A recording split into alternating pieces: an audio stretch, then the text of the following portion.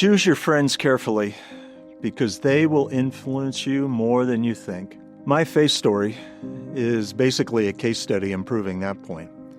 Growing up, my parents were missionaries, so faith wasn't just something we did on Sundays. It was everywhere, all the time. Church, ministry, conversations, events, you name it. But as I got into my teen years, I started feeling disconnected from it all. Faith seemed outdated, irrelevant, and disconnected from what I thought really mattered.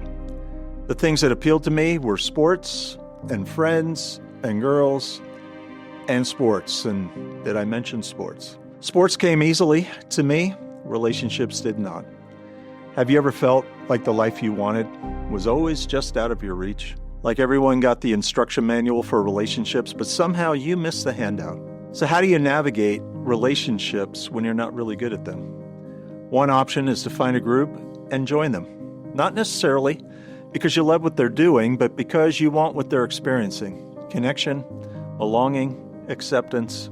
And that's how I found myself hanging out with the crowd that drank and smoked, and I'm not talking about cigarettes, and generally specialized in making poor decisions. Poor decisions can also be translated as dumb things.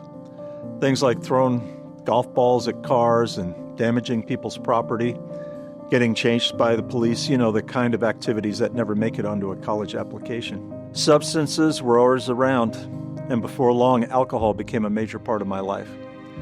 It didn't help that someone connected to our group owned the local inn, and as long as we had the money, the cash, getting alcohol was easy.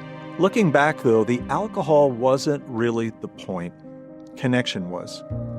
Someone once said, "Show me your friends, and I'll show you your future." And my future was not heading anywhere good. Fast forward a few years, and my mom wanted me to attend a youth retreat. I had absolutely no interest in going. But one of my friends from our small group was going, so I went. And in what seemed like a brilliant idea at the time, my friend and I smuggled beer into this Christian retreat, and we thought we were so cool. We were not. On the last night, there was a communion service, and I heard the explanation about communion. And that was something very familiar to me. I'd heard it countless times, probably 100. But that night was different. As the bread and the cup were explained, Jesus became more than a name I heard, more than a name that I knew something about. It was more than a story that I'd grown up around. It became personal, and I understood, really for the first time, Jesus lived for me. Jesus died for me. Jesus rose again for me. And in that room, I put my faith in Jesus to save me. My trajectory changed, and since then, I've been learning what it means to look to Jesus for what only He can provide. The belonging I spent years chasing through other people is ultimately found in Him.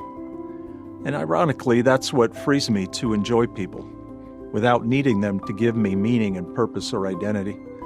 It's what only God can give. One verse that always grabs my attention is James 2:23. Abraham believed God, and it was credited to him as righteousness, and he was called God's friend. That's just mind-blowing. I spent years looking for the right crowd to belong to, only to discover that through faith in the Jesus of the Bible, I was being invited into friendship with God Himself. Turns out, the most important friend you'll ever choose is the one who chose you first.